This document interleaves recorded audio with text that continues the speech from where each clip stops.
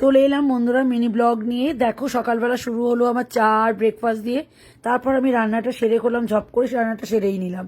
সেটা হচ্ছে ডিমের ঝোল করলাম। ডিমের ঝোল আমি পেঁয়াজ আদা রসুন কুচিয়ে সব বানিয়েছি জানো তো।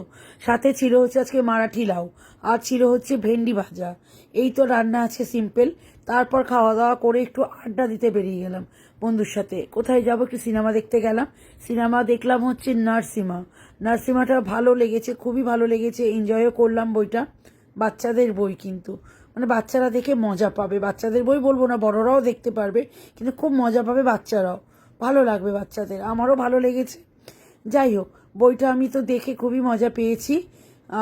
আমি তোমাদেরকেও বলবো, ঘরে যদি বাচ্চা থাকে তাদেরকেও দেখতে বলো, খুবই ভালো লাগবে। তারপর বই শেষের পর দেখো বাড়ি ফিরবো, তো রওনা দিলাম। রওনা দিয়ে ফিরছি বাড়ি, কিন্তু কি বৃষ্টি! প্রত্যেকটা দিনই আমি বৃষ্টিতে ভিজে যাচ্ছি বন্ধুরা, জানো তো।